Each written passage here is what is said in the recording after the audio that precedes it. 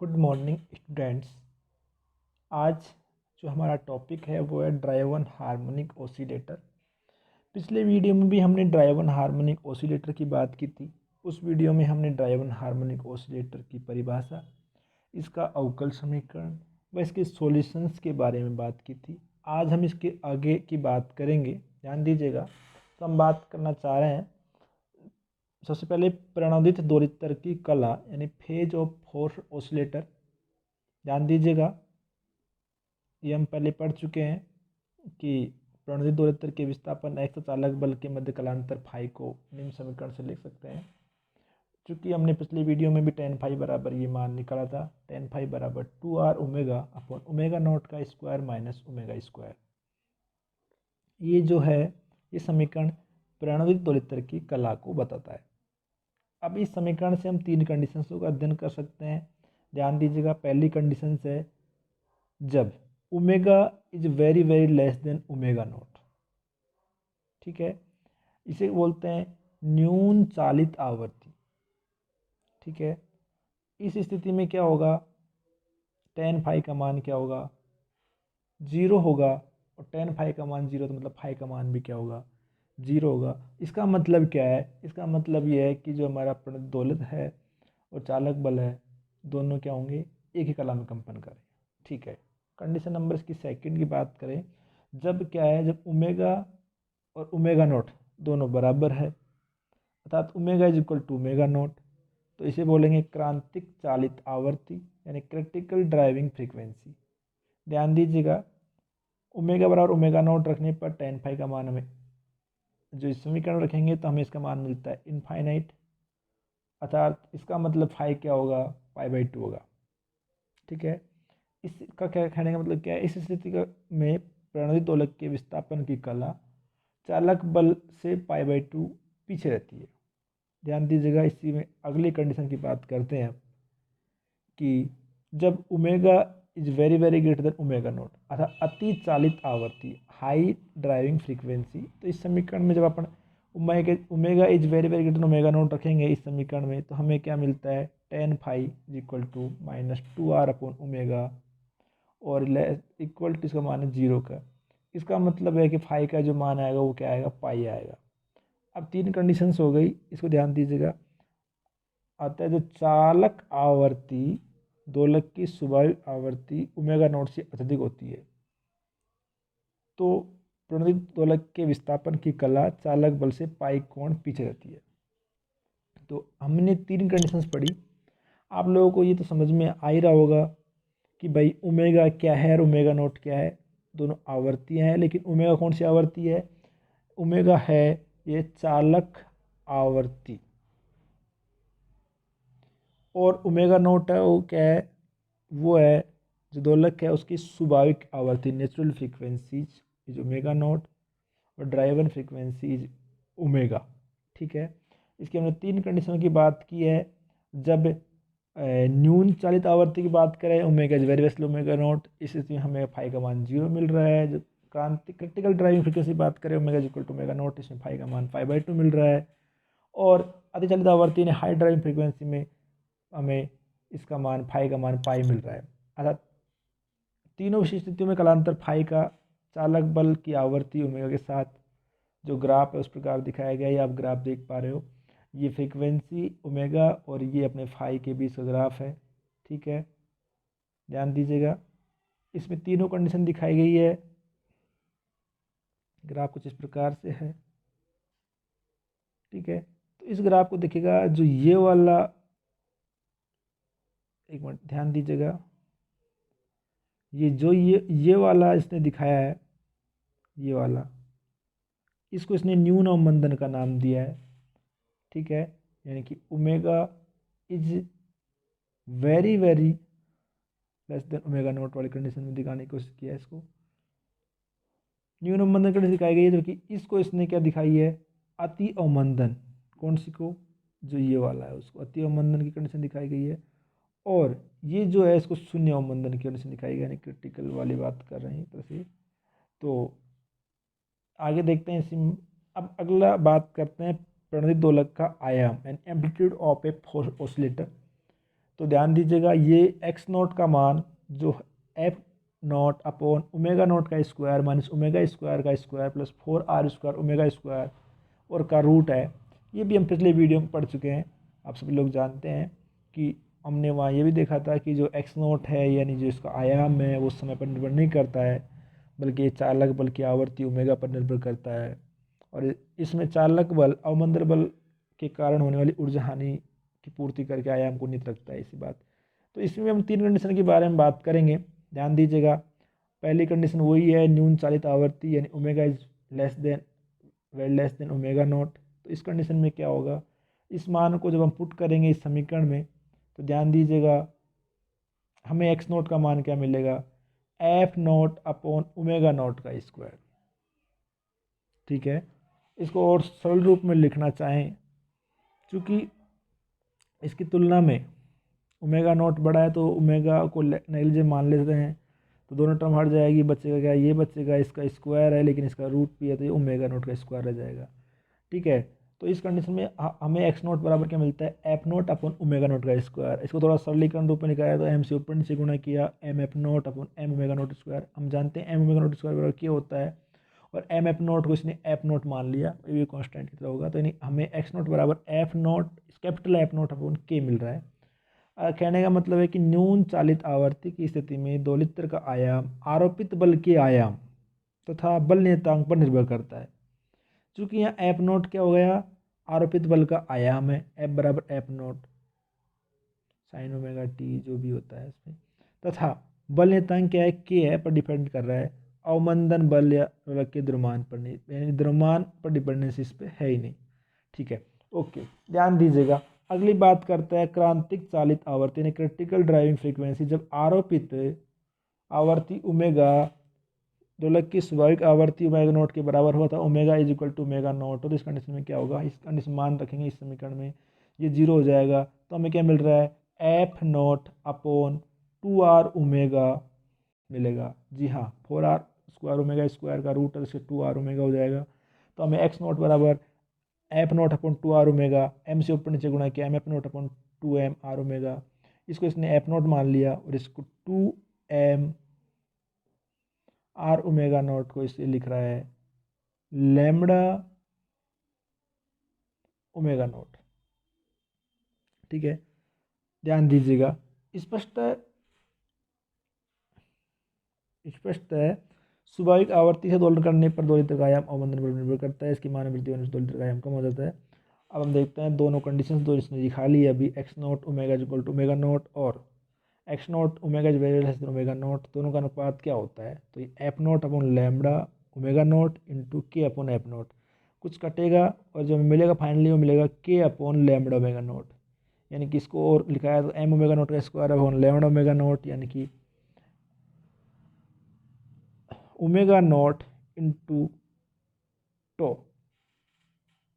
इसको किस तरह से हुआ है ये देखो, क्योंकि के को लिख सकते हैं हम एम ओमेगा स्क्वायर और लैम्बडा को लैम्बडा रहने दो, ओमेगा नोट को ओमेगा नोट से ओमेगा नोट कट जाएगा, तो ऊपर क्या बचेगा, m omega naught upon lambda, तो एम अपॉन लैम्बडा उसने लिखा, टो लिखा, यानी कि ओमेगा नोट इंटू टो। और ओमेगा नोट टो क्या होता है, विशेषता गुणांक होता है, इसको बोलते हैं, क्यू से डिफाइन करते हैं, ये हम पिछले क्लास में पढ़ चुके हैं।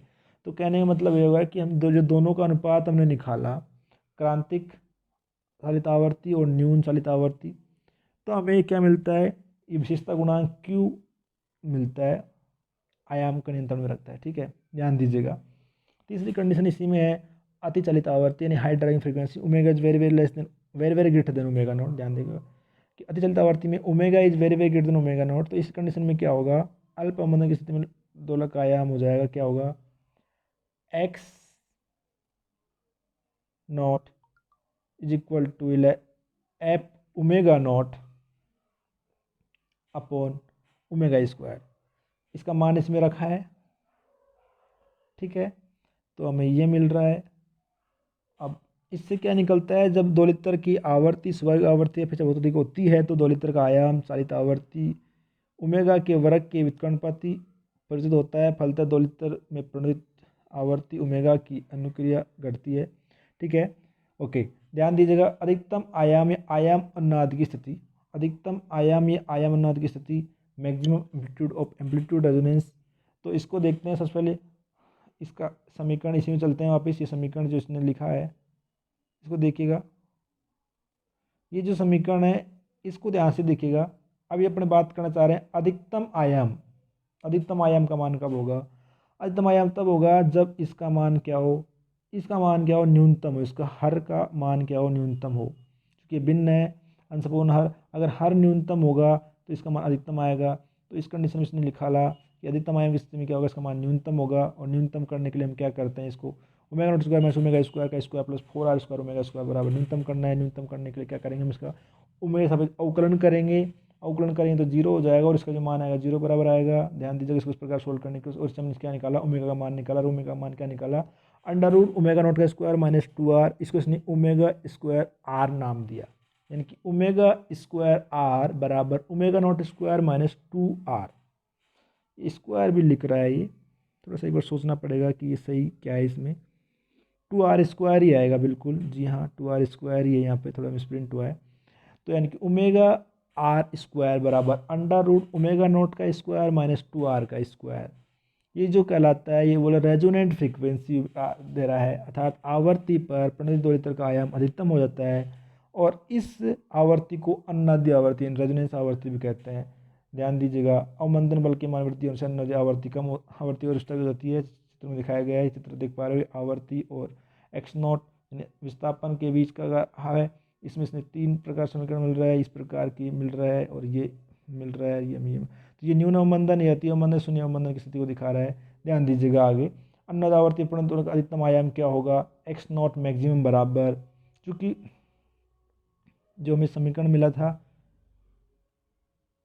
ये वाला, इसमें ओमेगा बराबर ओमेगा आर रख दिया तो क्या होगा, देखो ओमेगा एक्स नॉट मैक्सिमम बराबर F naught upon under root omega square minus omega R square का square plus 4r square omega R square.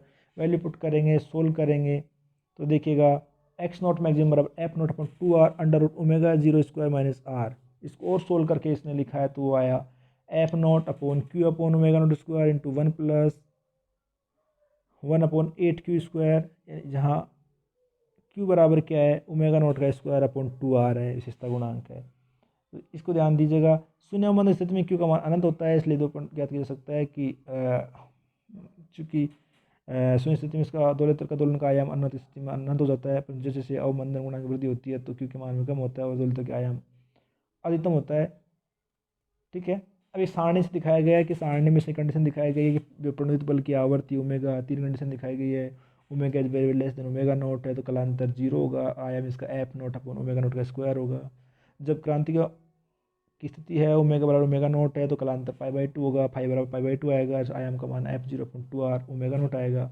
अति अवमंदन की बात अगर तो omega is very greater than omega not है तो इस सिस्टम का कालांतर फाइव बराबर पाई मिलेगा, इसका आयाम F naught upon omega square मिलेगा। और जब ये रेजोनेंट फ्रीक्वेंसी बात कर रहा है, ओमेगा बराबर ओमेगा आर की बात कर रहा है, तो कालांतर फाई है वो tan इनवर्स ओमेगा आर मिलेगा और इसका आयाम मिलेगा F not Q upon omega naught square into 1 plus ये 1 आएगा 1 अपॉन 8q स्क्वायर, ये भी 1 होना चाहिए थोड़ा सा।